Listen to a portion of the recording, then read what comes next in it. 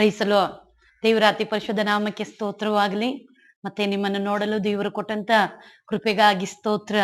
ಎಲ್ಲರೂ ಪ್ರಾರ್ಥನೆ ಮಾಡ್ತಾ ಇದ್ದೀರಾ? ನನ್ನ ಕರ್ತನ ಬರೋಣ ಹತ್ರ ಆಗಿದೆ ಅಲ್ವಾ? ಸ್ವಲ್ಪ ಕಾಲವೇ ಆತನ ಬೆಳಕು ನಮ್ಮ ಮಧ್ಯದಲ್ಲಿರುತ್ತದೆ.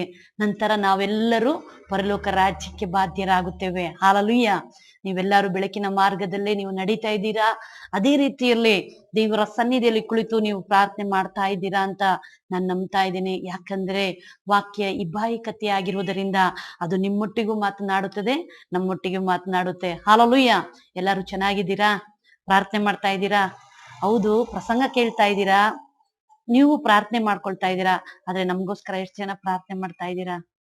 ನಿಮ್ಮ ಪ್ರಾರ್ಥನೆಯೇ ನಮ್ಮನ್ನ ನಡೆಸೋದಕ್ಕೆ ಸಾಧ್ಯ ಆಗುತ್ತೆ. ಯಾಕಂದ್ರೆ ಒಬ್ಬರಿಗೊಬ್ಬರು ನಾವು ಪ್ರಾರ್ಥಿಸಿಕೊಳ್ಳುವಾಗ ಕರ್ತನು ಬಲಪಡಿಸುವಂತ ಸರ್ವಶಕ್ತನಾಗಿದ್ದಾನೆ. ಪ್ರಿಯ ದೇವರ ಮಕ್ಕಳೇ, ನಿಮ್ಮ ಪ್ರಾರ್ಥನೆ ನಮಗೆ ಅವಶ್ಯಕತೆ ಆಗಿದೆ. ನಮ್ಮ ಸೇವೆಗೋಸ್ಕರ, ನಮಗೋಸ್ಕರ ನೀವು ಪ್ರಾರ್ಥನೆ ಮಾಡಿ. ನಿಮಗೋಸ್ಕರ ನನ್ನ ಕರ್ತನು ಕೊಡುವಂತ ವಾಕ್ಯ ಸಂದೇಶವನ್ನ ನಿಮಗ್ ಕೊಡ್ಬೇಕು ಅಂದ್ರೆ ನೀವು ನಮಗೋಸ್ಕರ ಪ್ರಾರ್ಥನೆ ಮಾಡ್ಬೇಕು. ನಾವು ನಿಮ್ಮೊಂದಿಗೆ ನಾವು ಏನು ಕೇಳ್ಕೊಳ್ಳಲ್ಲ, ಆದ್ರೆ ನೀವು ನಮಗೋಸ್ಕರ ಪ್ರಾರ್ಥನೆ ಮಾಡಿ.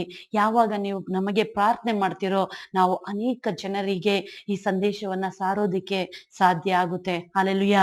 ನಾವು ವಾಕ್ಯ ಧ್ಯಾನಕ್ಕೆ ನಾವು ಹೋಗೋಣ. ಕೀರ್ತನೆ 105ನೇ ಅಧ್ಯಾಯ 1ನೇ ವಾಕ್ಯ.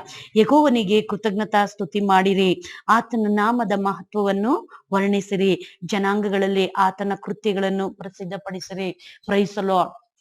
ಹಲ್ಲೆಲೂಯಾ. ಇಲ್ಲಿ ಯೆಹೋವನಿಗೆ ಕೃತಜ್ಞತಾ ಸ್ತುತಿ ಮಾಡಿರಿ ಅನ್ನೋದನ್ನ ನಾವು ಇಲ್ಲಿ ನೋಡ್ತಾ ಇದ್ದೀವಿ.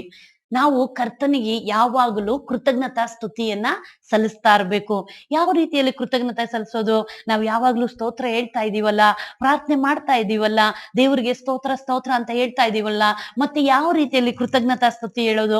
ನಮ್ಮನ್ನೇ ನಾವು ಅರ್ಪಿಸ್ಬಿಟ್ಟಿದೀವಲ್ಲ, ದೇವ್ರಿಗೋಸ್ಕರ ನಮ್ಮನ್ನೇ ನಾವು ಕೊಟ್ಬಿಟ್ಟಿದೀವಲ್ಲ, ಏನೇ ಕಾರ್ಯ ಮಾಡೋದಾದ್ರೂ ದೇವ್ರಿಗೇನೆ ನಾವು ಕೊಡ್ತಾ ಇದೀವಲ್ಲ, ದೇವ್ರಿಗೇನೆ ನಾವು ಮಾಡ್ತಾ ಇದೀವಲ್ಲ, ಏನೇ ಒಂದು ಕಾರ್ಯ ನಡೆಸ್ಬೇಕಾದ್ರೂ ದೇವ್ರೇ ಸ್ತೋತ್ರ ಅಂತ ಹೇಳ್ತಾ ಇದೀವಲ್ಲ, ಎದ್ದೇಳ್ಬೇಕಾದ್ರೂ ಸ್ತೋತ್ರ ಹೇಳ್ತೀವಿ, ಮಲ್ಕೊಳ್ಬೇಕಾದ್ರೂ ಸ್ತೋತ್ರ ಹೇಳ್ತೀವಿ, ತಿನ್ಬೇಕಾದ್ರೂ ಸ್ತೋತ್ರ ಹೇಳ್ತೀವಿ, ಹಾಡು ಹೇಳ್ಬೇಕಾದ್ರೂ ಸ್ತೋತ್ರ ಹೇಳ್ತೀವಿ, ಎಲ್ಲಾದ್ರಲ್ಲೂ ಸ್ತೋತ್ರ ಹೇಳ್ತಾ ಇವಿ. ಆದರೆ ಯೆಹೋವನಿಗೆ ಕೃತಜ್ಞತಾ ಸ್ತುತಿ ಮಾಡಿರಿ ಅನ್ನೋದನ್ನ ದೇವ್ರು ಹೇಳ್ತಾ ಇದಾರಲ್ಲ. ಹೌದು, ನಾವು ಯಾವಾಗಲೂ ಕರ್ತನಿಗೆ ಕೃತಜ್ಞತಾ ಸ್ತುತಿಯನ್ನ ಸಲ್ಲಿಸಬೇಕು.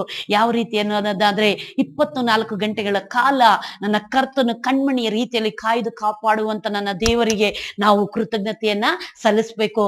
ಆತನು ಮಾಡುವಂತ ಒಂದೊಂದು ತ್ಯಾಗದಲ್ಲೂ ನಾವು ಕೃತಜ್ಞತೆಯನ್ನ ಸಲ್ಲಿಸ್ಬೇಕು. ನಾವು ಕೃತಜ್ಞತೆ ಸಲ್ಲಿಸಿಲ್ಲ ಅಂತಂದ್ರೆ ಖಂಡಿತವಾಗ್ಲೂ ನಾವು ಕರ್ತನಿಗೆ ನಂಬಿಗಸ್ತರಾಗಿ ನಾವು ಇಲ್ಲ ಅನ್ನೋದನ್ನ ಗ್ರಹಿಸ್ಕೊಳ್ಬೇಕಾಗುತ್ತೆ.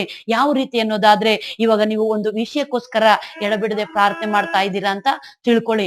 ಆ ವಿಷಯ ಒಂದು ಕೆಲವು ವರ್ಷಗಳಿಂದ ನಿಮ್ಗೆ ಆಗ್ತಾ ಇಲ್ಲ, ಕೆಲವು ತಿಂಗಳುಗಳಿಂದ ಆಗ್ತಾ ಇಲ್ಲ, ಕೆಲವು ದಿನಗಳಿಂದ ಆಗ್ತಾ ಇಲ್ಲ. ನೀವು ಪಾಸ್ಟ್ಗಳೊಟ್ಟಿಗೆ ನೀವು ಪ್ರಾರ್ಥನೆ ಮಾಡಿಸ್ಕೊಳ್ತೀರಾ, ಸಭಾ ಪಾಲಕರೊಟ್ಟಿಗೆ ನೀವು ಪ್ರಾರ್ಥನೆ ಮಾಡಿಸ್ಕೊಂತೀರಾ, ಅದೇ ರೀತಿಯಲ್ಲಿ ನೀವು ಜೊತೆಯಾಗಿ ಕುಟುಂಬದಲ್ಲಿ ನೀವು ಪ್ರಾರ್ಥನೆ ಮಾಡ್ತೀರಾ, ತುಂಬಾ ತುಂಬಾ ತುಂಬಾ ತುಂಬಾ ನೀವು ಪ್ರಾರ್ಥನೆ ಮಾಡ್ತಾ ಇರ್ತೀರಾ.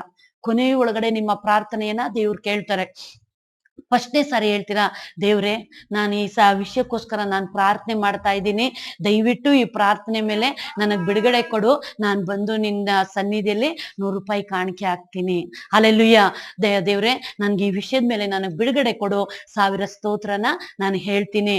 ದೇವ್ರೆ ಈ ಪ್ರಾರ್ಥನೆ ನಿನ್ ಸನ್ನಿಧಿಯಲ್ಲಿ ಅರ್ಧ ಗಂಟೆ ಕೂತ್ಕೊಂಡು 1000 ಸ್ತೋತ್ರಗಳನ್ನ ನನ್ನ ಬಾಯಿಂದ ವರ್ಣಿಸ್ತೀನಿ ಅಂತ ಹೇಳಿ ನೀವು ಅರಿಕೆಗಳನ್ನ ಕಟ್ಕೊಂತೀರಾ. ಆ ರೀತಿಯಲ್ಲಿ ಹೇಳಿ ನೀವು ಕರ್ತನೊಟ್ಟಿಗೆ ಕಣ್ಣೀರಿನಿಂದ ನೀವು ಪ್ರಾರ್ಥನೆ ಮಾಡ್ತಾ ಇರ್ತೀರಾ ಅಂತ ತಿಳ್ಕೊಳ್ಳಿ. ಆಗ ನೀವು ಪ್ರಾರ್ಥನೆ ಮಾಡ್ತಾ ಇರೋದು 10 ದಿನದಲ್ಲಿ ಕೇಳೋದು 12ನೇ ದಿನದಲ್ಲಿ ನಿಮಗ್ ಬಂದ್ಬಿಡುತ್ತೆ. ಆ ವಿಷಯಕ್ಕೆ ಬಿಡುಗಡೆ ಸಿಗುತ್ತೆ. ಆ ವಿಷಯಕ್ಕೆ ಬಿಡುಗಡೆ ಸಿಕ್ಕದ್ಮೇಲೆ ದೇವರಿಗೆ ನೀವು ಪ್ರಾರ್ಥನೆ ಮಾಡಲ್ಲ, ನೀವು ಕರ್ತನಿಗೆ ಕೃತಜ್ಞತೆಯನ್ನ ಸಲ್ಲಿಸಲ್ಲ. ನೀವೇನ್ ಮಾಡ್ತೀರಾ? ಆ ಒಂದು ಸಂತೋಷದಲ್ಲಿ, ಆ ಒಂದು ಸಂಭ್ರಮದಲ್ಲಿ ನನ್ನ ಕರ್ತನನ್ನ ಮರ್ತೋಗ್ಬಿಡ್ತೀರಾ. ಯಾವ ರೀತಿಯಲ್ಲಿ ಗೊತ್ತಾ? ದೇವ್ರೆ ನಾನು ಇಷ್ಟು ದಿನ ನಾನು ಪ್ರಾರ್ಥನೆ ಮಾಡಿದೆ, ಕಣ್ಣೀರಿಟ್ಟೆ, ಉಪವಾಸ ಮಾಡಿದೆ, ಅದಕ್ಕೆ ನೀವು ಬಿಡುಗಡೆ ಕೊಟ್ಟಿದ್ದೀರಲ್ಲ, ಇವಾಗ ನಾನು ನಿಮ್ಗೆ ರೆಸ್ಟ್ ಕೊಡ್ತಾ ಇದ್ದೀನಿ, ಅದಕ್ಕೆ ನೀವು ಸ್ವಲ್ಪ ಹೊತ್ತು ನೀವು ನಮ್ಮ ಪಕ್ಕದಲ್ಲಿ ಕುತ್ಕೊಂಡ್ಬಿಡಿ, ನಾನು ಸ್ವಲ್ಪ ಈ ವಿಷಯದಲ್ಲೆಲ್ಲ ಸಂತೋಷ ಪಡ್ತೀನಿ ಅಂತ ಹೇಳಿ ನೀವೇನ್ ಮಾಡ್ತೀರಾ? ದೇವ್ರನ್ನ ಪಕ್ಕದಲ್ಲಿ ಕುಳ್ಳಿಸ್ಬಿಡ್ತೀರಾ. ನಿಮ್ಮ ಇಷ್ಟದ ಪ್ರಕಾರವಾಗಿ ನೀವು ನಡ್ಕೊಂಡು ಹೋಗ್ತೀರಾ. ಯಾಕಂದ್ರೆ ನಿಮಗೆ ಅಲ್ಲಿ ಸ್ಟಾರ್ ಹೊಡೆದಿರುತ್ತೆ, ಅಂದ್ರೆ ಲ್ಯಾಟ್ರಿ ಹೊಡೆದಿರುತ್ತೆ. ನಿಮ್ಗೆ ಎಷ್ಟು ಬೇಕೋ ಅಷ್ಟು ದುಡ್ಡು ನಿಮ್ಗೆ ಲ್ಯಾಟ್ರಿ ಹೊಡೆದಿದ್ದವಾಗ ಅದರಲ್ಲಿ ನೀವು ಎಂಜಾಯ್ ಮಾಡ್ತಾ ಇರ್ತೀರಾ, ಸಂತೋಷ ಪಡ್ತಾ ಇರ್ತೀರಾ. ಹೆಂಡತಿ ಮಕ್ಕಳ ಜೊತೆಯಲ್ಲಿ, ಸ್ನೇಹಿತರೊಟ್ಟಿಗೆ, ಪ್ರತಿಯೊಬ್ಬರೊಟ್ಟಿಗೆ ನೀವೇನ್ ಮಾಡ್ತಾ ಇರ್ತೀರಾ, ಸಂತೋಷ ಪಡ್ತಾ ಇರ್ತೀರಾ. ಆದ್ರೆ 10 ದಿನದಿಂದ ನೀವು ಪ್ರಾರ್ಥನೆ ಮಾಡ್ತಂತ ಪ್ರಾರ್ಥನೆ ದೇವರು ಕೇಳಿ ನಿಮ್ಗೆ ಉತ್ತರ ಕೊಟ್ಟವಾಗ ನಿಮಗ್ ಸಹಾಯಕನಾಗಿ ನಿಮ್ಮ ಕಣ್ಣೀರನ್ನು ಒರೆಸಿರುವಂತ ನನ್ನ ದೇವ್ರನ್ನ ಏನ್ ಮಾಡಿದೀರಾ, ಪಕ್ಕದಲ್ಲಿ ಸ್ವಲ್ಪ ಹೊತ್ತು ಕುತ್ಕೊಳ್ಳಿ ಅಂತ ನೀವು ಕುಳ್ಳಿಸಿದೀರಾ. ಹಲ್ಲೆಲೂಯಾ. ಅಲ್ಲಿ ಕುಳಿತಿರ್ಬೇಕಾದ್ರೆ ನನ್ನ ಕರ್ತನು ಹೀಗೆ ನಿನ್ನನ್ನ ನೋಡ್ತಾನೆ ಇರ್ತಾನೆ. ಅಯ್ಯೋ, ಕಷ್ಟದಲ್ಲಿ ನನ್ನನ್ನು ಕರೀತಾರೆ, ಇಕ್ಕಟ್ಟಲ್ಲಿ ನನ್ನನ್ನು ಕರೀತಾರೆ, ಕಣ್ಣೀರಲ್ಲಿ ನನ್ ಕರೀತಾರೆ. ಈಗ ನಾನು ಕಣ್ಣೀರ್ ಒರೆಸ್ದೆ, ದುಃಖನ ತೆಗೆದೆ, ಪ್ರೀತಿ ಮಾಡ್ದೆ, ಅವ್ರು ಕೇಳೋದನ್ನ ನಾನು ಕೊಟ್ಟಿದ ತಕ್ಷಣನೇ ನನ್ನನ್ನ ತೆಗೆದು ದೂರದಲ್ಲಿ ಕುಡ್ರಿಸ್ಬಿಟ್ಟಿದ್ದಾರೆ ಅಂತ ಹೇಳಿ ನನ್ನ ಕರ್ತನು ನಿನ್ನ ಮುಖವನ್ನ ನೋಡಿ ದುಃಖಿಸ್ತಾ ಇರ್ತಾನೆ. ಹಲ್ಲೆಲೂಯಾ. ಯಾವಾಗ ನಿನಗೆ 12ನೇ ದಿನದಲ್ಲಿ ನಿನಗೊಂದು ಬಿಡುಗಡೆ ಸಿಗುತ್ತೋ ಆಗ ಮೊದಲು ಕರ್ತನ ಸನ್ನಿಧಿಯಲ್ಲಿ ಮೊಣಕಾಲಾಕು. ಅಪ್ಪ, ನನ್ನ ಕಣ್ಣೀರಿಗೆ ನೀನು ಉತ್ತರ ಕೊಟ್ಟಿದ್ದೀಯಾ, ನನ್ನ ಪ್ರಾರ್ಥನೆಗೆ ನೀನು ಉತ್ತರ ಕೊಟ್ಟಿದ್ದೀಯಾ. ಈ ವಿಷಯ ನನಗೆ ಆಗಲ್ಲ ಅಂತ ಅನ್ಕೊಂಡೆ, ಅನೇಕ ವರ್ಷಗಳಾಯ್ತು, ಅನೇಕ ತಿಂಗಳಾಯ್ತು, ಅನೇಕ ವಾರಗಳಾಯ್ತು, ಆದ್ರೆ ಇದರಲ್ಲಿ ಬಿಡುಗಡೆ ಸಿಗಲ್ಲ ಅಂತೇಳಿ ನಿರಾಶೆ ಪಟ್ಕೊಂಡೆ. ಆದರೆ ನೀನು ನನ್ನ ಕೈ ಬಿಡದೆ ಅಪ್ಪ, ನಾನು ಈ ವಿಷಯದಲ್ಲಿ ಬಿಡುಗಡೆ ಕೊಟ್ಟಿರೋದಕ್ಕಾಗಿ ಈಗೋ ನಾನು ಕೃತಜ್ಞತೆಯನ್ನ ಸಲ್ಲಿಸ್ತೀನಿ ಅಂತ ಹೇಳಿ ಆ ನಿಮಿಷದಲ್ಲಿ ನೀನು ಮೊಣಕಾಲ ಹಾಕಿ 1 ನಿಮಿಷ ನೀನು ಕೃತಜ್ಞತೆ ಸಲ್ಲಿಸಿದವಾಗ ನನ್ನ ಕರ್ತನು ನಿನ್ನನ್ನ ಇನ್ನೂ ಹೆಚ್ಚಿನ ರೀತಿಯಲ್ಲಿ ಆಶೀರ್ವದಿಸಲು ಶಕ್ತನಾಗಿರುತ್ತಾನೆ. ಹಲ್ಲೆಲೂಯಾ. ಆ ಕೃತಜ್ಞತೆ ನೀವು ಮಾಡ್ತಾ ಇದ್ದೀರಾ? ಕಾಣಿಕೆ ಕೊಡ್ತೀನಿ ಅಂತ ಹೇಳಿ ನೀವು ಕಾಣಿಕೆ ಕೊಡ್ತಾ ಇದ್ದೀರಾ? ಯಾಕೆ ಸಿಸ್ಟರ್ ಕಾಣಿಕೆನೆ ಅಂತ ಹೇಳ್ತಾ ಇದ್ದೀರಾ, ಬೇರೆ ಯಾವುದು ಇಲ್ವಾ? ಪ್ರಿಯ ದೇವ್ರ ಮಗುವೆ, ನನ್ನ ಕರ್ತನು ಹೇಳುತ್ತಿದ್ದಾನೆ, ನೀನು ಮಾಡುವಂತ ಪ್ರತಿಯೊಂದರಲ್ಲೂ ಪ್ರಥಮ ಸ್ಥಾನವನ್ನ ನನಗೆ ನೀನು ಕೊಡು, ನಾನು ನಿನಗೆ 2ರಷ್ಟಾಗಿ ನಾನು ಕೊಡ್ತೀನಿ ಅಂತ. ಸುಮ್ಮನೆ ನನ್ನ ಕರ್ತನು ₹1 ತಗೊಳ್ಳಲ್ಲ, ಅದಕ್ಕೆ ಸಾಲವಾಗಿ ತಗೊಳ್ಳೋದು. ನೀನು ₹1 ಕೊಡೋದಾದ್ರೆ 10 ರೂಪಾಯಿ ನನ್ನ ಕರ್ತನು ಕೊಡೋದಕ್ಕೆ ಸಿದ್ಧವಾಗಿರ್ತಾನೆ. ಯಾಕೆ ನಾನು ಈ ರೀತಿಯಲ್ಲಿ ಹೇಳ್ತಾ ಇದ್ದೀನಿ ಅಂದ್ರೆ, ಇದು ನನ್ನ ಅನುಭವದ ಸಾಕ್ಷಿ. ಪ್ರಿಯ ದೇವ್ರ ಮಗುವೆ, ನಾನು ಮನೆ ಬಿಟ್ಟು ಬಂದಾಗ ನನ್ನ ಆಲಯವನ್ನ ಕಟ್ಟಿ ಆಲಯದಲ್ಲಿ ನಾನು ನಿಂತ್ಕೊಳ್ಬೇಕಾದ್ರೆ, ಸಭೆನ ನಿರ್ಮಿಸ್ಬೇಕಾದ್ರೆ, ನಾನು ನನ್ನ ಜೊತೆಯಲ್ಲಿರುವಂತ ಸಹೋದರಿ ಇಬ್ಬರು ನಾವು ಕಣ್ಣೀರಾಗ್ತಾ ಇದ್ವಿ. ಕಣ್ಣೀರಾಕಿ ನಾವು ಪ್ರಾರ್ಥನೆ ಮಾಡ್ತಾ ಇದ್ವಿ, ದೇವ್ರೆ ನಮ್ಮನ್ನ ನೀನ್ ನಡೆಸುವಂತ. ಮನೆಗೆ ಯಾರಾದ್ರೂ ಬರೋದಾದ್ರೆ ಅವ್ರಿಗೆ ಟೀ ಕೊಡೋದಕ್ಕೆ ನಮ್ ಕೈಯಲ್ಲಿ ಇರ್ತಾ ಇರ್ಲಿಲ್ಲ. ಹಣ ಇಲ್ದೆ ಇರ್ಬೇಕಾದ್ರೆ ಕಣ್ಣೀರ್ ಹಾಕೊಂಡು ನಾವು ಪ್ರಾರ್ಥನೆ ಮಾಡ್ತಾ ಇದ್ವಿ. ಒಂದು ದಿನ ಜಾಯ್ಸ್ ಮೇರಿ ಮೀಟಿಂಗ್ ಹೋಗಿದ್ವಿ. ಆ ಮೀಟಿಂಗ್ ಅಲ್ಲಿ ನಾವು ಕುತ್ಕೊಂಡು ನಾವು ಪ್ರಾರ್ಥನೆ ಮಾಡ್ತಾ ಇರ್ಬೇಕಾದ್ರೆ ಅವ್ರು ಹೇಳಿದ್ರು, ನಿಮ್ ಕೈಯಲ್ಲಿ ಏನಿದೆಯೋ ಅದನ್ನೆಲ್ಲ ಕರ್ತನ ಕೊಡಿ, ಕರ್ತನ ನಿಮ್ಮನ್ನ ಆಶೀರ್ವದಿಸ್ತಾರೆ ಅಂತ. ನಮ್ಮ ಹತ್ರ ಇದ್ದಿದ್ದನ್ನ ನಾವು ದೇವ್ರಿಗೆ ಕೊಟ್ವಿ. ನಾವು ಕಣ್ಣೀರಿಟ್ಟು ಪ್ರೇಯರ್ ಮಾಡ್ಕೊಂಡ್ ಬಂದ್ವಿ. ದೇವ್ರೆ, ವಿಧಿವೇ ಕಾಣಿಕೆಯನ್ನ ನೀವು ಆಶೀರ್ವದಿಸಿದ್ವಿ ಅಪ್ಪ, ನೀವು ನಮ್ಮನ್ನ ಆಶೀರ್ವದಿಸು ಅಂತ ಹೇಳಿ ನಾವು ಕೊಟ್ಟು ಬಂದು ಅರ್ಧ ಗಂಟೆ ಆದ್ಮೇಲೆ ಒಂದು ಸಹೋದರಿ ಫೋನ್ ಮಾಡಿ ಹೇಳಿದ್ರು, ನಮ್ ಪ್ರಾರ್ಥನೆಗೆ ಸ್ವಲ್ಪ ಬರ್ತೀರಾ, ನಮಗ್ ಪ್ರಾರ್ಥನೆ ಮಾಡ್ಬೇಕು ಅಂತ. ನಾವು ಹೋದ್ವಿ. ನನ್ನ ಮನೆಯಲ್ಲಿ ಆಹಾರ ಶೂನ್ಯ ಆಗಿತ್ತು, ಆದರೆ ಆಹಾರವನ್ನ ನಾವು ತುಂಬಿ ತುಳುಕೋ ರೀತಿಯಲ್ಲಿ ಆ ಸಹೋದರಿ ಮುಖಾಂತರವಾಗಿ ನನ್ನ ದೇವರು ಸಮೃದ್ಧಿಯಾಗಿ ಕೊಟ್ರು. ಪ್ರಿಯ ದೇವ್ರ ಮಗುವೆ, ನಾನು ಇರೋದನ್ನ ಇಲ್ಲ ಅಂತ ಹೇಳಿ ನಾನು ಕೈ ತೊಳ್ಕೊಂಡಿರೋದಾದ್ರೆ ಖಂಡಿತವಾಗ್ಲೂ ನನ್ನ ಕರ್ತನನ್ನ ಆಶೀರ್ವದಿಸ್ತಾ ಇರಲಿಲ್ಲ. ಈಗ ನನ್ನ ಹತ್ರ ಇರೋದಂತ ಹೇಳಿ ನನ್ನ ಹತ್ರ ಇರುವಂತಂದ್ರೆ ಎಲ್ಲವನ್ನ ಹಾಕಿದ ಮೇಲೆ ನನ್ನ ಮನೆಯಲ್ಲಿ ಆಹಾರ ಸಮೃದ್ಧಿ ಆಯ್ತು. ಯಾವುದೇ ರೀತಿಯಲ್ಲಿ ಇವತ್ತಿಗೂ ಕೊನೆ ಆಗ್ಲಿಲ್ಲ.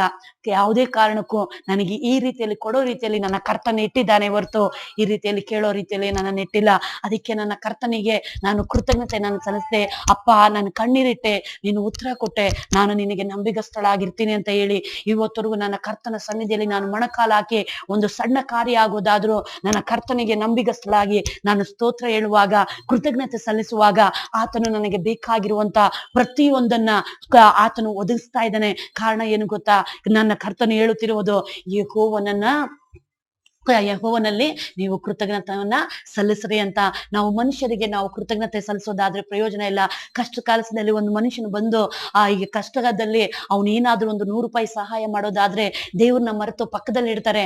ಆ ಮನುಷ್ಯನ ದೇವ್ರು ಅಂತ ಹೇಳಿ ಪೂಜೆ ಮಾಡೋದಕ್ಕೆ ಹೊರಡ್ತಾರೆ. ಆ ಮನುಷ್ಯನ ಹೊರಡಿಸೋದಕ್ಕೆ, ಅಯ್ಯೋ ಆ ವ್ಯಕ್ತಿ ಇಲ್ಲ ಅಂದಿದ್ರೆ ನಾನು ಇವತ್ತು ನಿಂತ್ಕೊಳಕ್ಕೆ ಆಗ್ತಾ ಇರಲಿಲ್ಲ ಸಿಸ್ಟರ್, ನಾನು ಮುಳುಗೋಗ್ಬಿಟ್ಟಿದ್ದೆ, ಕಷ್ಟದಲ್ಲಿ ಬಿದ್ದೋಗ್ಬಿಟ್ಟಿದ್ದೆ, ನಾನು ಎಷ್ಟು ಕಣ್ಣೀರಿಟ್ಟೆ ಗೊತ್ತಾ, ನಾನು ಬಿದ್ದೋಗ್ಬಿಡ್ತೀನೋ, ಎಲ್ಲಿ ನನ್ನ ಹೆಂಡತಿ ಮಕ್ಳು ಅನಾಥರಾಗ್ಬಿಡ್ತಾರೋ, ಇಲ್ಲ ನನ್ನ ಕುಟುಂಬ ಎಲ್ಲಿ ಚೆದರೋಗ್ಬಿಡುತ್ತೋ, ನನ್ನ ಯಜಮಾನ್ರು ಎಲ್ಲಿ ನನ್ನ ಕೈ ಸಿಗಲ್ವೋ, ಇಲ್ಲ ನನ್ನ ಮಕ್ಕಳು ಎಲ್ಲಿ ಬೀದಿ ಪಾಲ ಆಗ್ಬಿಡ್ತಾರೋ, ಅಯ್ಯೋ ದೇವ್ರೇ ಅಂತ ಹೇಳಿ ನಾನು ಕಣ್ಣೀರಿಡ್ತಾ ಇದೆ ಸಿಸ್ಟ್ರೆ. ಆ ಸಮಯದಲ್ಲೇ ಒಂದು ಮನುಷ್ಯ ಬಂದ. ಇದು ಈ ವ್ಯಕ್ತಿ ಬಂದ್ರು, ಈ ವ್ಯಕ್ತಿ ಬಂದು ದೇವ್ರ ರೀತಿಯಲ್ಲಿ ನನಗೆ ಸಹಾಯ ಮಾಡಿದ್ರು. ಒಂದು ಮನುಷ್ಯನ ದೇವ್ರಿಗೆ ನೀವು ಹೋಲಿಕೆ ಮಾಡೋದಾದ್ರೆ ಅದು ಎಷ್ಟರ ಮಟ್ಟಿಗೆ ಅದು ಜ್ಞಾನ ಉಳ್ಳವರು ಅಂತ ಹೇಳ್ತೀರಾ, ಅದು ಜ್ಞಾನವಂತರು ಹೇಳುವಂತ ಮಾತಲ್ಲ, ಅಜ್ಞಾನಿಗಳು ಹೇಳುವಂತ ಮಾತು. ನನ್ನ ಕರ್ತನಿಗೆ ಮನುಷ್ಯನನ್ನ ಹೋಲಿಸೋದಿಕ್ಕೆ ಸಾಧ್ಯನೇ ಇಲ್ಲ. ಯಾಕಂದ್ರೆ ಮನುಷ್ಯನು ಉಸಿರಾಡುವಂತ ಈ ಶ್ವಾಸ ನನ್ನ ಕರ್ತನು ಕೊಟ್ಟಿರುವಂತ ಶ್ವಾಸವಾಗಿದೆ, ಉಸಿರಾಟವಾಗಿದೆ. ನನ್ನ ಕರ್ತನು ನಿನ್ನನ್ನು ನಿರ್ಮಿಸಿ ನಿನಗೆ ಬೇಕಾಗಿರುವಂತ ಅವಶ್ಯಕತೆಗಳನ್ನ ಒದಗಿಸಿಕೊಡುವುದಕ್ಕೆ ನನ್ನ ಕರ್ತನು ಮಧ್ಯಸ್ಥಿಕನಾಗಿ ಅವನು ಅವತಾರಗಳ ಮುಖಾಂತರವಾಗಿ ನಿನ್ನ ಮಧ್ಯದಲ್ಲಿ ಬಂದು ನಿಂತುಕೊಂಡಿದ್ದಾನೆ. ಪ್ರಿಯ ದೇವರ ಮಗುವೆ, ಒಂದು ಭಿಕ್ಷಗಾರನ ರೀತಿಯಲ್ಲಿ ನಿನ್ನ ಮಧ್ಯದಲ್ಲಿ ಬರಬಹುದು, ಒಂದು ಶ್ರೀಮಂತನಾಗಿ ನಿನ್ನ ಮಧ್ಯದಲ್ಲಿ ಬರಬಹುದು, ಒಂದು ಅಲ್ಪ ವ್ಯಕ್ತಿಯಾಗಿ ನಿನ್ನ ಮಧ್ಯದಲ್ಲಿ ಬರಬಹುದು. ಯಾವುದೋ ಒಂದು ವ್ಯಕ್ತಿ ಮುಖಾಂತರವಾಗಿ ನಿನಗೆ ಸಹಾಯ ಮಾಡಬಹುದು. ಅದು ಯಾರು ಗೊತ್ತಾ? ನನ್ನ ಸರ್ವಶಕ್ತನಾದ ದೇವರು. ಬೇರೆ ಯಾರು ಆಗುವುದಕ್ಕೆ ಸಾಧ್ಯನೇ ಇಲ್ಲ. ಅದು ತಾಯಿ ಹೇಳಿದ ಎಲ್ಲರೂ ಹೇಳ್ತಾರೆ ತಾಯಿ ದೇವರು ಅಂತ. ಖಂಡಿತವಾಗ್ಲೂ ತಾಯಿ ದೇವರಲ್ಲ, ತಾಯಿ ಸಾಮಾನ್ಯವಾದ ಒಂದು ವ್ಯಕ್ತಿ ಮಾತ್ರ. ಅದು ದೇವರಿಗೆ ನಾವು ಹೋಲಿಸೋದಕ್ಕೆ ಆಗಲ್ಲ. ತಾಯಿ ದೇವರಲ್ಲ, ಯಾಕಂದರೆ ಆ ತಾಯಿ ಒಂದು ಸಾಮಾನ್ಯವಾದ ವ್ಯಕ್ತಿಯಾಗಿದ್ದಾರೆ. ಆ ತಾಯಿ 9 ತಿಂಗಳು ಮಾತ್ರ ತನ್ನ ಹೊಟ್ಟೆಯಲ್ಲಿ ಮಗುವನ್ನ ಹೊತ್ಕೊಂಡಿರ್ತಾಳೆ. ಆಮೇಲೆ ಆ 9 ತಿಂಗಳ ಆದ ಮೇಲೆ ಆ ಮಗು ಭೂಮಿ ಮೇಲೆ ಬಂದ ಮೇಲೆ ಮತ್ತೆ ಸ್ವತಂತ್ರವಾಗಿ ಬೆಳೆಯೋದು ನನ್ನ ಕರ್ತನ ನಿಯಂತ್ರಣದಲ್ಲಿ ಹೊರತು ತಾಯಿಯ ನಿಯಂತ್ರಣದಲ್ಲಿ ಆಗೋದಕ್ಕೆ ಸಾಧ್ಯನೇ ಇಲ್ಲ. ಪ್ರಿಯ ದೇವರ ಮಗುವೆ, ಪ್ರತಿಯೊಬ್ಬರು ನನ್ನ ಕರ್ತನ ಅಂಗೈಯಲ್ಲೇ ಬೆಳೆಯಬೇಕೇ ಹೊರತು ಮನುಷ್ಯನ ಅಂಗೈಯಲ್ಲೇ ಬೆಳೆಯೋದಕ್ಕೆ ಸಾಧ್ಯನೇ ಇಲ್ಲ. ನೀನ್ ಕಷ್ಟದಲ್ಲಿ ಇರ್ಬೇಕಾದ್ರೆ, ನೀನು ದುಃಖದಲ್ಲಿ ಇರ್ಬೇಕಾದ್ರೆ ನಿನ್ನ ಕಣ್ಣೀರನ್ನ ಒರೆಸೋದಿಕ್ಕೆ ನನ್ನ ಕರ್ತನು ಮಧ್ಯಸ್ಥಿಕನಾಗಿ ಒಂದು ವ್ಯಕ್ತಿಯ ಮುಖಾಂತರವಾಗಿ ಸಹಾಯಕನಾಗಿ ನಿಲ್ತಾನೆ ಹೊರತು ಆದ್ರೆ ಆ ಮನುಷ್ಯನೇ ನಿನಗೆ ದೇವರಾಗಿ ನಿಂತ್ಕೊಳ್ಳಲ್ಲ. ನಾನು ಎಷ್ಟೋ ಜನರ ಬಾಯಲ್ಲಿ ನಾನು ಕೇಳಿದ್ದೇನೆ, ಸಿಸ್ಟರ್ ಆ ವ್ಯಕ್ತಿ ದೇವ್ರ ರೀತಿಯಲ್ಲಿ ಬಂದು ನನಗ್ ಸಹಾಯ ಮಾಡಿದ್ರು, ಅವರೇ ನನಗ್ ದೇವ್ರು.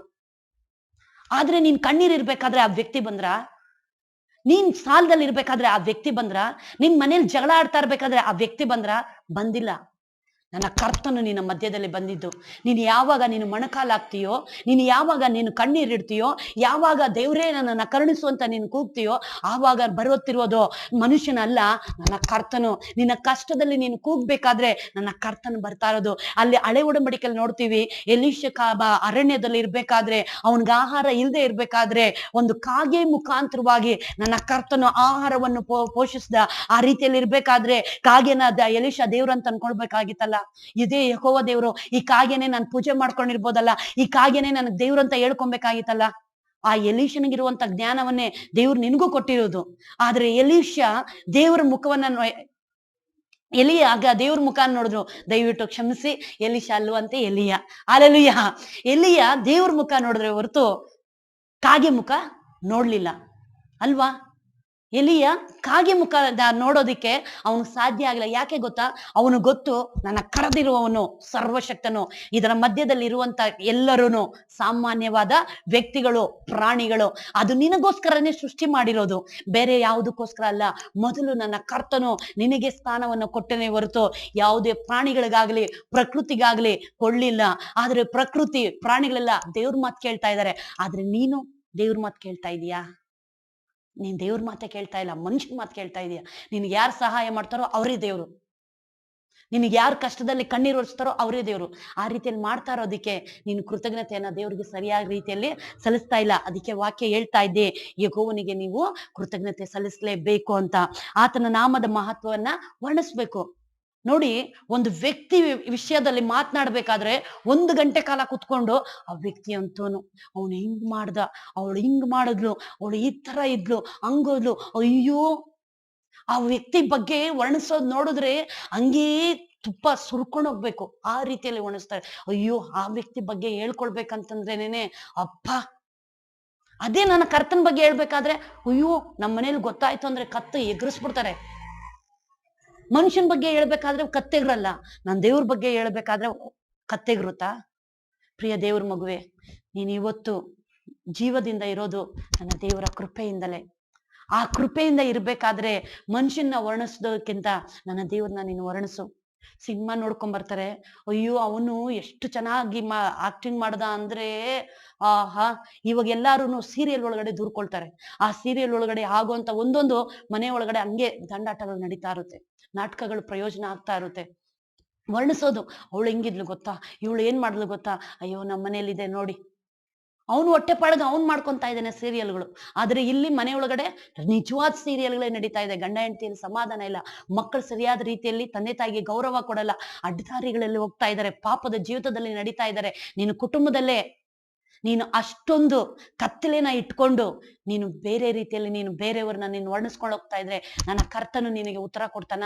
ಎಂದಿಗೂ ಕೊಡಲ್ಲ. ಯಾಕೆಂದ್ರೆ ನನ್ನ ಕರ್ತನಿಗೆ ನೀನು ಒಂದು ಕೃತಜ್ಞತೆ ಹೇಳ್ತಾ ಇಲ್ಲ, ಅದೇ ರೀತಿಯಲ್ಲಿ ನನ್ನ ಕರ್ತನ ನಾಮವನ್ನ ವರ್ಣಿಸ್ತಾ ಇಲ್ಲ. ಹಲ್ಲೆಲೂಯಾ. ಪ್ರಿಯ ದೇವ್ರ ಮಗುವೆ, ತಪ್ಪು ನಿನ್ನಲ್ಲಿ ಇಟ್ಕೊಂಡು ನನ್ನ ಕರ್ತನಿಗೆ ನೀನು ಬೆರಳನ್ನಿಟ್ಟೋದಾದ್ರೆ ನನ್ನ ಕರ್ತನು ನಿನ್ನನ್ನು ನೋಡಿ 5 ಬೆರಳು ರೀತಿಯಲ್ಲಿನೂ ಈ ರೀತಿಯಲ್ಲಿ ತೋರಿಸ್ತಾನೆ. ಫಸ್ಟ್ ನೀನು ಸರಿ ಹೋಗು ಅಂತ. ಹಲ್ಲೆಲೂಯಾ. ಮೊದಲು ನೀನು ಸರಿ ಹೋಗೋದಾದ್ರೆ ಖಂಡಿತವಾಗ್ಲೂ ನನ್ನ ಕರ್ತನಿಗೆ ನೀನು ಕೃತಜ್ಞತೆ ಸಲ್ಲಿಸ್ತೀಯ. ಅದೇ ರೀತಿಯಲ್ಲಿ ಆತನ ನಾಮವನ್ನ ಯಾವಾಗಲೂ ವರ್ಣಿಸ್ತಾನೆ ಇರ್ತೀಯ. ಇಲ್ಲಿ ಲೋಕನ ನೀನ್ ನೋಡಕ್ ಹೋಗ್ಬೇಡ, ನಿನ್ನನ್ನ ನೀನು ಇಟ್ಕೊಂಡು ಒಂದು ಪ್ರತಿಬಿಂಬವಾಗಿ ನಿಂತ್ಕೊಂಡು ಕರ್ತನ ಮುಖವನ್ನ ನೀನ್ ನೋಡು. ಆಗ್ಲೇ ಅರ್ಥ ಆಗುತ್ತೆ ನೀನು ಯಾವ ಜೀವನದಲ್ಲಿ ನೀನು ಜೀವಿಸ್ಕೊಂಡು ಹೋಗ್ತಾ ಇದೀಯಾ. ಎರಡನೇ ವಾಕ್ಯ ನೋಡುತ್ತೆ, ಆತನ ಅದ್ಭುತ ಕೃತ್ಯಗಳನ್ನೆಲ್ಲ ಧ್ಯಾನಿಸಿರಿ. ದೇವ್ರು ಮಾಡುವಂತ ಕಾರ್ಯಗಳನ್ನ ನಾವು ಧ್ಯಾನಿಸ್ಕೊಬೇಕು. ಬೇಡವಾದಂತ ವ್ಯಕ್ತಿಗಳನ್ನ ದೇವ್ರು ಆಯ್ಕೆ ಮಾಡ್ಕೊಂಡಿದ್ದಾರೆ. ಜ್ಞಾನ ಇಲ್ದಿರುವಂತ ವ್ಯಕ್ತಿಗಳನ್ನ ದೇವ್ರು ಆಯ್ಕೆ ಮಾಡ್ಕೊಂಡಿದ್ದಾರೆ ಅಲ್ವಾ. ನೀನು ಯಾವ ಪರಿಸ್ಥಿತಿಯಲ್ಲಿದ್ದೆ? ಇವತ್ತು ಸಂತೋಷವಾಗಿರ್ಬೇಕಂದ್ರೆ ಆತನ ಕೃಪೆ ಅಲ್ವಾ. ಆತನ ವಾಕ್ಯ ನೀನ್ ಧ್ಯಾನಿಸ್ತಾ ಇರ್ಬೇಕಾದ್ರೆ ಆತ ನಿನ್ನೊಟ್ಟಿಗೆ ಮಾತನಾಡ್ಲಿಲ್ವಾ? ಅಮ್ಮ ನಾನ್ ನಿನ್ ಜೊತೆಯಲ್ಲಿ ಇದ್ದೀನಿ, ಮಗಳೇ ನಾನ್ ನಿನ್ ಜೊತೆಯಲ್ಲಿ ಇದ್ದೀನಿ, ಕಂದ ನನ್ನ ಆಜ್ಞೆಗಳನ್ನ ನೀನ್ ಕೈಗೊಂಡು ನಡಿ ಅಂತ ಹೇಳ್ತಾ ಇದ್ದಾರೆ. ಯಾರು ಆ ರೀತಿಯಲ್ಲಿ ಕರೆದಿದ್ದಾರೆ? ಯಾವ ರೀತಿಯಲ್ಲಿ? ತಂದೆನೂ ಕೋಪ ಮಾಡ್ಕೊಂತಾರೆ, ತಾಯಿನೂ ಕೋಪ ಮಾಡ್ಕೊಂತಾರೆ, ಒಡಹುಟ್ಟಿದವರು ಸಹ ಕೋಪ ಮಾಡ್ಕೊಂಡು ನಮ್ಮ ಹೆಸರುಗಳು ಕರೆಯೋದಿಕ್ಕೆ ಇಷ್ಟಪಡಲ್ಲ. ನಮ್ಮ ಹೆಸರು ಏನೋ ಒಂದ್ ಹೆಸರು ಇರೋದಾದ್ರೆ ಆ ಹೆಸರು ಪ್ರಕಾರ ಕರೆಯಲ್ಲ. ಏ ನಾಯಿ, ಏ ಕತ್ತೆ, ಈ ತರ ಕರೀತಾರೆ. ಆ ರೀತಿಯಲ್ಲಿ ಕರೀತಾರ? ನನ್ನ ಕರ್ತನು ಕರೀತಿರೋದು ಕಂದ, ಮಗಳೇ, ಮಗನೇ. ಆ ಪದಕ್ಕೂ ಏ ನಾಯಿ ಅಂತ ಕರೆಯೋದಕ್ಕೂ ಎಷ್ಟು ಅರ್ಥ ಇದೆ. ಪ್ರಿಯ ದೇವ್ರ ಮಗುವೆ, ಎಲ್ಲಾ ರೀತಿಯಲ್ಲಿ ಬದಲಾವಣೆ ಮಾಡಿ ನನ್ನ ಕರ್ತನು ಉತ್ತಮವಾದ ರೀತಿಯಲ್ಲಿ ಪಾತ್ರೆಯಾಗಿ ನಮ್ಮನ್ನ ನಿಲ್ಲಿಸಿರ್ಬೇಕಾದ್ರೆ ನನ್ನ ಕರ್ತನ ಅದ್ಭುತಗಳನ್ನ ನಾವು ವರ್ಣಿಸ್ಬೇಕು. ನನ್ನ ಕರ್ತನು ನಮ್ಮ ಜೀವಿತದಲ್ಲಿ ಸಣ್ಣ ಕಾರ್ಯ ಮಾಡಿರೋದಾದ್ರೂ ದೊಡ್ಡ ಕಾರ್ಯದ ರೀತಿಯಲ್ಲಿ ನಾವು ಹೆಮ್ಮೆ ಪಡೋದಾದ್ರೆ ಪರಲೋಕದಿಂದ ನನ್ನ ಕರ್ತನು ನೋಡ್ತಾನೆ, ನನ್ನ ಮಗುಗೆ ನಾನು ಸಣ್ಣ ಕಾರ್ಯ ಮಾಡಿದೆ, ಆದ್ರೆ ಅವಳಲ್ಲಿ ನೋಡು, ಅವನನ್ನು ನೋಡು, ಎಷ್ಟು ಸಂತೋಷ ಇದೆ, ಎಷ್ಟು ಪ್ರೀತಿ ಇದೆ, ನನ್ನನ್ನು ಎಷ್ಟು ರೀತಿಯಲ್ಲಿ ವರ್ಣಿಸ್ತಾ ಇದ್ದಾಳೆ, ನನ್ನ ಅದ್ಭುತಗಳನ್ನೆಲ್ಲ ಹೇಳ್ತಾ ಇದ್ದಾಳೆ. ನಾನು ಇವಳನ್ನು ಇನ್ನೂ ಹೆಚ್ಚಾಗಿ ಬೆಳೆಸ್ಬೇಕು, ಇವನನ್ನ ನಾನು ಇನ್ನೂ ಹೆಚ್ಚಾಗಿ ಬೆಳೆಸ್ಬೇಕು. ಆವಾಗ ನನ್ನ ಕರ್ತನು ನಿನ್ನನ್ನು ಅಭಿವೃದ್ಧಿ ಪಡಿಸ್ತಾನೆ. ನಿನ್ನ ಕೆಸರಲ್ಲಿ ಇರೋದಾದ್ರೂ ನನ್ನ ಕರ್ತನು ಹಸಿರು ಗಾವಲುಗಳಲ್ಲಿ ನಿಲ್ಸೋದಕ್ಕೆ ಸಿದ್ಧವಾಗಿರ್ತಾನೆ. ಪ್ರಿಯ ದೇವ್ರ ಮಗುವೆ, ನನ್ನ ಕರ್ತನ ಅದ್ಭುತ ಕಾರ್ಯನ ಮತ್ತೊಬ್ಬರಿಗೆ ನೀನ್ ತಿಳಿಸ್ತಾ ಇದೀಯಾ? ನಾನು ಈ ರೀತಿಯಲ್ಲಿದ್ದೆ, ಯಾರು ನನ್ನ ನೋವನ್ನ ನೋಡ್ಲಿಲ್ಲ, ನನ್ನ ದುಃಖ ನೋಡ್ಲಿಲ್ಲ, ನನ್ನ ಕರ್ತನ ನನ್ನನ್ನ ಕರೆದಿದ್ದಾನೆ. ಈಗೋ ನಾನು ಈ ರೀತಿಯಲ್ಲಿ ನಿಂತಿದ್ದೀನಿ. ನನ್ನ ಕರ್ತನ ನೀನು ಸಹ ನಂಬು, ನನ್ನ ಕರ್ತನ ಮಾರ್ಗದಲ್ಲಿ ನೀನು ನಡಿ, ದೇವರು ನಿನ್ ಜೀವನದಲ್ಲೂ ಅದ್ಭುತ ಮಾಡ್ತಾರೆ ಅಂತ ನೀನ್ ಸಾಕ್ಷಿ ಕೊಡ್ತಾ ಇದೀಯಾ? ಇಲ್ಲ ಅಲ್ವಾ? ಆ ರೀತಿಯಲ್ಲಿ ಇರೋದಾದ್ರೆ ಇವತ್ತಿನಿಂದ ಕೊಡೋದಕ್ಕೆ ಪ್ರಾರಂಭಿಸ್ತೀಯಾ? ನೀನ್ ಬೇರೆಯವ್ರ ವಿಷಯ ಹೇಳಕ್ ಹೋಗ್ಬೇಡ, ನಿನ್ ಜೀವನದಲ್ಲಿ ನೀನ್ ಹೇಳಕ್ ಹೋಗ್ಬೇಡ. ನನ್ನ ಕರ್ತನ ಮಾಡಿರುವಂತ ಒಂದೇ ಒಂದು ಅದ್ಭುತವನ್ನ ನೀನು ಹೇಳು. ಖಂಡಿತವಾಗ್ಲೂ ದೇವ್ರು ನಿನ್ನನ್ನ ಆಶೀರ್ವದಿಸ್ತಾರೆ. ಪ್ರಿಯ ದೇವ್ರ ಮಗುವೆ, ನಾನು ಮನೆ ಬಿಟ್ಟು ಬರ್ಬೇಕಾದ್ರೆ ನೋಡುವಂತ ವ್ಯಕ್ತಿಗಳೆಲ್ಲ ನಾ ಯಾರು ಅಡ್ಡ ಹಾಕೊಳ್ಳ. ನಾನು ಬೀದಿಯಲ್ಲಿ ನಡೀತಾ ಇರ್ಬೇಕಾದ್ರೆ, ಕಣ್ಣೀರ್ ಹಾಕ್ತಾ ಇರ್ಬೇಕಾದ್ರೆ ಯಾರು ನನ್ನ ನೋಡ್ಲಿಲ್ಲ. ನನ್ನ ತಂದೆ ಇರ್ಬೇಕಾದ್ರೆ ಎಲ್ಲಾರು ನನ್ನನ್ನ ಗೌರವಿಸ್ತಾ ಇದ್ರು, ಎಲ್ಲಾರು ಪ್ರೀತಿ ಮಾಡ್ತಾ ಇದ್ರು, ಎಲ್ಲಾರು ದುಡ್ಡು ಕೊಡ್ತಾ ಇದ್ರು.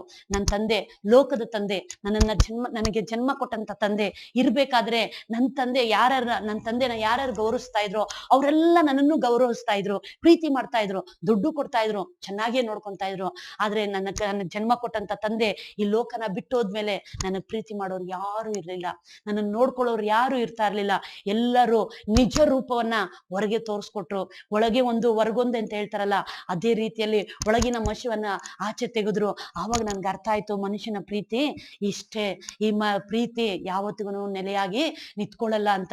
ಯಾವಾಗ ನನ್ನ ಕರ್ತನನ್ನ ಪೂರ್ಣವಾಗಿ ಆಧಾರ ಮಾಡ್ಕೊಂಡು ನನ್ನ ಕರ್ತನು ಬೀದಿಯಲ್ಲಿ ನಡೀತಾ ಇರ್ಬೇಕಾದ್ರೇನೆ ನನ್ನ ಕರ್ತನು ನನ್ನನ್ನ ಹೆಸರಿಡಿದು ಕರೆದ, ಬಾ, ನಾನು ನಿನ್ನನ್ನ ಆರಿಸ್ಕೊಂಡಿದ್ದೀನಿ, ನನ್ನ ಅಂಗೈಯಲ್ಲಿ ನಾನು ಭದ್ರಪಡಿಸ್ಕೊಂತೀನಿ, ನಾನು ನಿನ್ನನ್ನು ನಡೆಸ್ತೀನಿ ಅಂತ ಅದೇ ರೀತಿಯಲ್ಲಿ ಇವತ್ತವರೆಗೂ ನನ್ನ ಕರ್ತನು ನನ್ನನ್ನ ಭದ್ರವಾಗಿ ನಡೆಸ್ತಾ ಇದ್ದಾನೆ. ಪ್ರಿಯ ದೇವರ ಮಗುವೆ, ನನ್ನನ್ನ ನಡೆಸಿರ್ಬೇಕಾದ್ರೆ ನನ್ನ ಕರ್ತನು ನಿನ್ನನ್ನು ನಡೆಸಲ್ವಾ? ಒಬ್ಬೊಬ್ಬರ ಜೀವನದಲ್ಲೂ ಒಂದು ಅನುಭವದ ಸಾಕ್ಷಿ ಇರುತ್ತೆ. ಆ ಸಾಕ್ಷಿ ಮುಖಾಂತರವಾಗಿ ನನ್ನ ಕರ್ತನ ಅದ್ಭುತ ಕಾರ್ಯಗಳನ್ನ ಹೇಳೋದಕ್ಕೆ ಸಾಧ್ಯ. ಸುಮ್ಮನೆ ಸಿಗೋದಾದ್ರೆ ಅದರಿಂದ ಟೇಸ್ಟ್ ಸಿಗಲ್ಲ. ಯಾವಾಗ ಕಷ್ಟ ಬಿತ್ಕೊಂಡು ಹೋಗಿ ಒಂದು ತೊಟ್ಟು ಏನೇ ಒಂದು ತಗೊಳ್ಳೋದಾದ್ರೂ ಅದರಲ್ಲಿ ಇರುವಂತ ರುಚಿ ಅದಕ್ಕಿಂತ ಅಧಿಕವಾದ ಹೇಳೋದಕ್ಕೆ ಸಾಧ್ಯನೇ ಇಲ್ಲ. ಯಾಕಂದ್ರೆ ನನ್ನ ಕರ್ತನ ಹೇಳುತ್ತಾನೆ, ಒಂದು ಸಾರಿ ನನ್ನನ್ನ ರುಚಿಸಿ ನೋಡು. ಆತನನ್ನ ನಾವು ರುಚಿಸಿ ನೋಡ್ಬೇಕು ಅಂದ್ರೆ ನಮ್ಮ ಮಧ್ಯದಲ್ಲಿ ಕಲ್ಲು ಮುಳ್ಳುಗಳನ್ನು ಅನ್ನೋದು ಇದ್ದೇ ಇರುತ್ತೆ, ಅಡ್ಡ ಅನ್ನೋದು ಇದ್ದೇ ಇರುತ್ತೆ, ಏನಾದ್ರೂ ಒಂದು ಶೋಧನೆ ಅನ್ನೋದು ಬಂದೇ ಬರುತ್ತೆ. ಅದನ್ನ ನಾವು ಎದುರಿಸ್ಕೊಂಡು ನಾವು ಮುಂದೆ ಹೆಜ್ಜೆ ಇಟ್ಕೊಂಡು ಮುಂದೆ ಹೋಗೋದಾದ್ರೆ ನನ್ನ ಕರ್ತನನ್ನ ಒಂದು ಸಾರಿ ರುಚಿಸಿದ್ರೆ ಯಾವಾಗಲೂ ನಮ್ಮ ಬಾಯಲ್ಲಿ ಆತನ ಅದ್ಭುತಗಳನ್ನ ನಾವು ವರ್ಣಿಸ್ತಾನೆ ಇರ್ತೀವಿ, ಕೃತಜ್ಞತೆಯನ್ನ ಸಲ್ಲಿಸ್ತಾ ಇರ್ತೀವಿ. ಈ ರಾತ್ರಿ ಮಲಗಿ ಬೆಳಗ್ಗೆ ಎದ್ದೇಳೋದಾದ್ರೆ ನನ್ನ ಕರ್ತನಿಗೆ ನಾವು ಕೃತಜ್ಞತೆಯನ್ನ ಸಲ್ಲಿಸಲೇಬೇಕು. ಬೆಳಗ್ಗೆಯಿಂದ ಸಾಯಂಕಾಲದವರೆಗೂ ಕಾಯುವಂತ ನನ್ನ ದೇವರಿಗೆ ನಾವು ಕೃತಜ್ಞತೆ ಸಲ್ಲಿಸ್ಬೇಕು. ಯಾಕಂದ್ರೆ ಈ ಲೋಕದಲ್ಲಿ ಎಷ್ಟೋ ಜನರು ಜೀವನ ಕಳ್ಕೊಂಡಿದ್ದಾರೆ, ಅಪಘಾತಗಳೆಲ್ಲ ಇದ್ದಾರೆ, ಮತ್ತೆ ರೋಗದಲ್ಲಿ ಇದ್ದಾರೆ, ಕಾಲುಗಳನ್ನ ನಷ್ಟ ಮಾಡ್ಕೊಂಡಿದ್ದಾರೆ, ಕೈ ನಷ್ಟ ಮಾಡ್ಕೊಂಡಿದ್ದಾರೆ, ನೋವಿನಲ್ಲಿದ್ದಾರೆ. ಆದರೆ ಅಂಥವರ ಮಧ್ಯದಲ್ಲಿ ನನ್ನ ಕರ್ತನು ನಿನ್ನನ್ನ ನಮ್ಮನ್ನ ಈ ರೀತಿಯಲ್ಲಿ ಇಟ್ಟಿರ್ಬೇಕಾದ್ರೆ ನನ್ನ ಕರ್ತನಿಗೆ ಎಷ್ಟು ಕೃತಜ್ಞತೆ ಸಲ್ಲಿಸಿದ್ರು ಸಾಲೋದಿಲ್ಲ. ಹಲ್ಲೆಲೂಯಾ. ಯಾವಾಗ್ಲೂ ನನ್ನ ಕರ್ತನ ಅದ್ಭುತಗಳನ್ನ ನಾವು ವರ್ಣಿಸ್ತಾನೆ ಇರ್ಬೇಕು. ಆತನ ಪರಿಶುದ್ಧತೆಯನ್ನ ನಾವು ಕಾಪಾಡ್ಕೊಳ್ಬೇಕು. ಪ್ರಿಯ ದೇವರ ಮಗುವೆ, ನಾವು ಆಡುವಂತ ಮಾತುಗಳಿಂದ ನಡವಳಿಕೆಯಿಂದ ಆತನನ್ನ ನಾವು ಯಾವಾಗಲೂ ಗಮನಿಸ್ಕೊಂಡು ಪರಿಶುದ್ಧತೆಯಲ್ಲಿ ನಾವು ನಡ್ಕೊಂಡು ಬರ್ಬೇಕು. ನಾವು ಪರಿಶುದ್ಧತೆಯಿಂದ ನಡ್ಕೊಂಡು ಬಂದ್ರೇನೆ ನನ್ನ ಕರ್ತನು ನಮ್ಮ ಜೊತೆಯಲ್ಲಿ ಇರ್ತಾನೆ. ಯಾಕಂತಂದ್ರೆ ನನ್ನ ಕರ್ತನು ಪರಿಶುದ್ಧನಾಗಿದ್ದಾನೆ, ಭಯಂಕರನಾಗಿದ್ದಾನೆ, ಅಗ್ನಿಮಯವಾಗಿದ್ದಾನೆ, ಆತನು ಸರ್ವ ಸೃಷ್ಟಿಯಾಗಿದ್ದಾನೆ. ಆತನನ್ನ ನಾವು ಪ್ರೀತಿಸ್ಬೇಕು ಅಂದ್ರೆ ಅದೇ ರೀತಿಯಲ್ಲಿ ನಾವು ಪ್ರೀತಿಯಿಂದ ಪರಿಶುದ್ಧತೆಯಿಂದ ನಾವು ಇರ್ಬೇಕು. ಯಾವಾಗ ಆ ಪರಿಶುದ್ಧತೆಯಿಂದ ಆತನ ನಾಮವನ್ನು ವರ್ಣಿಸ್ತೀವೋ ಖಂಡಿತವಾಗಲು ನನ್ನ ಕರ್ತನು ನಮ್ಮ ಕೃತಜ್ಞತೆ ಸಲ್ಲಿಸುವಂತ ಸ್ತೋತ್ರಗಳನ್ನ ಕೇಳಲು ಶಕ್ತನಾಗಿರುತ್ತಾನೆ. ಪ್ರಿಯ ದೇವರ ಮಗುವೆ, ಒಂದೇ ಬಾಯಿನಿಂದ ಸಿಹಿ ಕೈಗೆ ಎರಡು ಬರಲ್ಲ. ಬಂದ್ರೆ ಕಹಿ ಬರ್ಬೇಕು, ಇಲ್ಲ ಸಿಹಿ ಬರ್ಬೇಕು. ಎರಡು ಬರೋದಾದ್ರೆ ಖಂಡಿತವಾಗ್ಲು ನೀನು ಪರಲೋಕಕ್ಕೂ ಹೋಗಲ್ಲ, ನರಕಕ್ಕೂ ಹೋಗಲ್ಲ, ಅಂತರಾಳದಲ್ಲಿ ಅಂತಾಡ್ಕೊಂತ ಇರ್ತೀಯ. ಯಾರೋ ಹೇಳ್ತಾರೆ, ಹೋಗಿ ಆತ್ಮಹತ್ಯೆ ಮಾಡ್ಕೊಂಡ್ಬಿಟ್ಲು, ನೇಣಾಕೊಂಡು ಸತ್ಕೊಂಡ್ಲು, ಅವಳು ಎಲ್ಲಿ ಹೋಗಿರ್ತಾಳೆ? ಇಲ್ಲೇ ಸುತ್ಕೊಂಡಿರ್ತಾಳೆ. ಎಲ್ಲಿ? ಇಲ್ಲೇ ಅವಳು ಏನ್ ನರ್ಕಕ್ಕೆ ಹೋಗಿರ್ತಾಳ? ನರ್ಕಕ್ಕೂ ಹೋಗಿರಲ್ಲ, ಸ್ವರ್ಗ. ಅವಳು ಎಂಥ ಪಾಪ ಮಾಡೋಗಿದ್ದಾಳೆ ಗೊತ್ತಾ? ಈ ರೀತಿ ಎಲ್ಲ ನಾವು ಮಾತಾಡ್ಕೊಂತೀವಿ. ಹೌದು, ನನ್ನ ಕರ್ತನನ್ನ ಸಿಹಿ ಮಾತುಗಳಿಂದ ಆಡೋದಾದ್ರೆ ಖಂಡಿತವಾಗಲು ಜೀವನವೆಲ್ಲ ಸಿಹಿಯಾಗಿರುತ್ತೆ. ಕಹಿಯಿಂದ ನಾವು ಕರ್ತನನ್ನ ಸ್ತುತಿಸಿ ಮಾಡೋದಾದ್ರೆ ಜೀವನವೆಲ್ಲ ಕಹಿಯಾಗಿ ಇರುತ್ತೆ. ಅದಕ್ಕಾಗಿ ನನ್ನ ಕರ್ತನು ಹೇಳುತ್ತಾನೆ, ಸಿಹಿ ಮಾತುಗಳಿಂದ ನಿನ್ನ ಬಾಯಿಯಲ್ಲಿ ಬರುವಂತ ಒಂದೊಂದು ಮಾತುಗಳಿಗೂ ನನ್ನ ಕರ್ತನಿಗೆ ಲೆಕ್ಕ ಕೊಡಬೇಕು ಅಂತ ಹೇಳಿರೋದ್ರಿಂದ ನಮ್ಮ ಬಾಯಿಯಿಂದ ಸಿಹಿ ಮಾತುಗಳು ಬರಲಿ ಹೊರತು ಕಹಿ ಮಾತು ಯಾವುದೇ ಕಾರಣಕ್ಕೂ ಬರಬಾರದು. ಪ್ರಿಯ ದೇವರ ಮಗುವೆ, ನನ್ನ ಕರ್ತನು ಹೇಳುವುದು ಒಂದೇ, ಮಾಡುವಂತ ಪ್ರತಿಯೊಂದರಲ್ಲೂ ಕೃತಜ್ಞತೆಯನ್ನ ಸಲ್ಲಿಸು. ಕೃತಜ್ಞತೆಯನ್ನು ಸಲ್ಲಿಸುತ್ತಾ ಪರಿಶುದ್ಧತೆಯನ್ನ ನೀನು ಕಾಪಾಡ್ಕೋ. ಯಾವಾಗ ನೀನು ಪರಿಶುದ್ಧತೆಯನ್ನ ಕಾಪಾಡ್ಕೊಂಡು ನೀನು ಮುಂದೆ ಹೋಗ್ತೀಯೋ ನನ್ನ ಕರ್ತನು ಹೆಚ್ಚಿನ ರೀತಿಯಲ್ಲಿ ಆಶೀರ್ವದಿಸುತ್ತಾನೆ ಎಂದು ದೇವರು ನಿಮ್ಮನ್ನ ಎಚ್ಚರಿಸ್ತಾ ಇದ್ದಾನೆ. ಕಣ್ಣುಗಳನ್ನ ಮುಚ್ಚೋಣ, ನಾವು ಪ್ರಾರ್ಥನೆ ಮಾಡೋಣ. ಪರಿಶುದ್ಧ ಆತ್ಮನೇ, ಅಪ್ಪ, ಯಾವಾಗಲೂ ನಿನಗೆ ಕೃತಜ್ಞತೆಯನ್ನ ಸಲ್ಲಿಸಲು ಸಹಾಯ ಮಾಡುವಂತನಾಗು. ಅಪ್ಪ, ನೀನು ಮಾಡಿರುವಂತ ಅದ್ಭುತಗಳಲ್ಲಿ, ನೀನು ಮಾಡಿರುವಂತ ಕಾರ್ಯಗಳಲ್ಲಿ, ನೀನು ಮಾಡಿರುವಂತ ಸಹಾಯದಲ್ಲಿ ಅಪ್ಪ ನಾನು ಕೃತಜ್ಞತೆಯನ್ನ ಸಲ್ಲಿಸದೆ ಇದ್ದರೆ ಅಪ್ಪ ಈ ನಿಮಿಷದಿಂದ ಎಲ್ಲಾ ಕಾರ್ಯದಲ್ಲೂ ಈ ನಿಮಿಷದಿಂದ ಕೃತಜ್ಞತೆ ಸಲ್ಲಿಸುವುದಕ್ಕೆ ಕೃಪೆ ತೋರಿಸಿ ಎಂದು ಅಪ್ಪ ಪ್ರಾರ್ಥಿಸುತ್ತೇನೆ ಎಂದು ಯಾವಾಗಲೂ ನೀವು ಕೇಳಿಕೊಳ್ಳುವುದಾದರೆ ನನ್ನ ಕರ್ತನು ನಿಮ್ಮನ್ನು ಆಶೀರ್ವದಿಸುತ್ತಾನೆ. ನನ್ನ ಕರ್ತನ ಆಶೀರ್ವಾದ ನಿಮ್ಮಲ್ಲಿ ನೆಲೆಗೊಳ್ಳುತ್ತದೆ. ನನ್ನ ಕರ್ತನು ಸಮೃದ್ಧಿಯಾಗಿ ನಿಮ್ಮನ್ನು ಆಶೀರ್ವದಿಸಲು ಶಕ್ತನಾಗಿದ್ದಾನೆ. ಹೃದಯದ ಕಣ್ಣುಗಳನ್ನು ತೆರೆದು ಆತನ ಮುಖವನ್ನು ನೋಡಿರಿ. ಕರ್ತನು ನಿಮ್ಮನ್ನು ಆಶೀರ್ವದಿಸಲು ಇಗೋ ನಿಮ್ಮ ಮಧ್ಯದಲ್ಲಿ ನಿಂತಿದ್ದಾನೆ. ನನ್ನ ಕರ್ತನನ್ನು ನೀನು ನೆಲೆಗೊಳ್ಳುವಾಗ, ನನ್ನ ಕರ್ತನ ವಾಕ್ಯಗಳು ನಿನ್ನಲ್ಲಿ ನೆಲೆಗೊಳ್ಳುವಾಗ ನನ್ನ ಕರ್ತನು ಹೆಚ್ಚಿನ ರೀತಿಯಲ್ಲಿ ಆಶೀರ್ವದಿಸಲು ಶಕ್ತನಾಗಿದ್ದಾನೆ. ಹಲ್ಲೆಲೂಯಾ. ಪರಿಶುದ್ಧಾತ್ಮನೇ, ನೀನು ಆ ರೀತಿ ಮಾಡಿರುವುದಕ್ಕಾಗಿ ಸ್ತೋತ್ರ. ಬಿಡುಗಡೆ ಕೊಟ್ಟಿರುವುದಕ್ಕಾಗಿ ಸ್ತೋತ್ರ. ಅವರ ಹೃದಯಗಳನ್ನು ತೆರೆದಿರುವುದಕ್ಕಾಗಿ ಸ್ತೋತ್ರ. ಆಶೀರ್ವದಿಸು, ಅನುಗ್ರಹಿಸು, ಯೇಸುವಿನ ನಾಮದಲ್ಲಿ ತಂದೆ, ಆಮೆನ್. ದೇವರ ವಾಕ್ಯದಿಂದ ಆಶೀರ್ವದಿಸಲಿ.